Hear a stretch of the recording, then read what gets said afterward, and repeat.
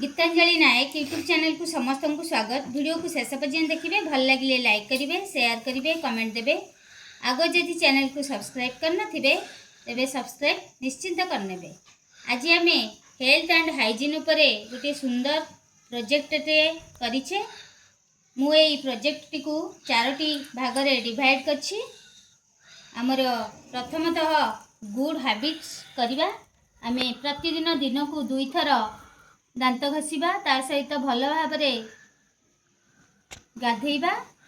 तापरे आमे सळ उठिबा, सळ सज्जा को जीवा, रात्रि रे सोइबा सळ। तार सहित अछि आमे सुषम खाद्य खाइबा, एक्सरसाइज करिबा। एगुडी सब अछि हमर गुड हैबिट रे।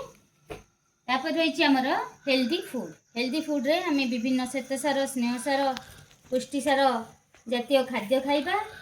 ता सहित रही आमर क्षीर पीवा, विभिन्न प्रकार ऋतु अनुजाई फल खाइबा, जूस पीवा। ता सहित किछि नड़िया, काजू, पेस्ता बादाम, एगुड़ी सब बादाम एगुड़ी सब निज खाद्य रे प्रतिदिन सामिल करिबा। एगुड़ी सब रही हेल्दी फूड। तापर रही आमर अवॉइड फूड। ए फूड गुड़िक आमे अवॉइड करिबा। कोल्ड ड्रिंक्स, माछी बसी खाद्य, ता सहित आमर चॉकलेट, आइसक्रीम, तेल जातीय खाद्य। तापर रही आमर बर्गर, पिज्जा, नूडल्स, एगुड़ी सब अवॉइड करिबा। ता सहित निशा द्रव्य को मध्य अवॉइड करिबा। सफल, गुटखा, सिगरेट, मद, पान एगुड़ी सब अवॉइड करिबा। एगुड़ी सब रही अवॉइड फूड रे। ता सहित आमे टॉयलेट व्यवहार करिबा। ता सहित आमर रही आमे जैविक उपाय रे चाष करिबा। एगुड़ी रही। तापरे आमर स्वच्छ भारत उपर रही आमे 3टी रंगर डस्टबिन व्यवहार करिबा। माटी रे मिसी पारु नथिबा एथिरे आमे जरी, पॉलिथीन पकेबा। तापरे पुनः व्यवहार योग्य आवर्जना एथिरे पकेबा, जेगुड़ी कि आमर जेमती काच, प्लास्टिक एगुड़िक। तापरे माटी रे मिसी पाथुआ आवर्जना जेगुड़िक होउची आमर सुखिला पत्र, फूल, तापरे रही कागज, गोबर खत एगुड़ी सब माटी में मिसी पाथुआ जिनस ये पकेबा। ताकू पुणी डस्ट आमर नहीं ताकू ठीक जगह रे पकाबो गाड़ी जरिया रे।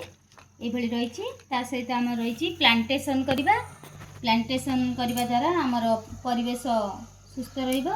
ता सहित आमे नदी, पोखरी जल को प्रदूषण मुक्त करिया पई आमे अस्थायी भाग रे गोटे पोखरी खनन करी सेठारे मूर्ति विसर्जन करिबा।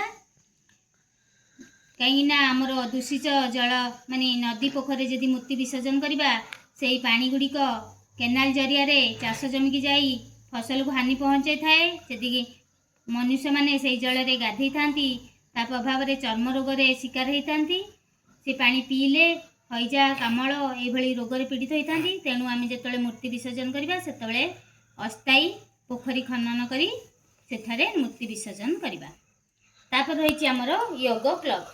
आमे रेगुलर बेसिस रे आमे योग करिबा।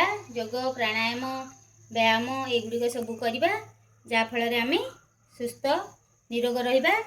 एई भली आमर प्रोजेक्ट थिला।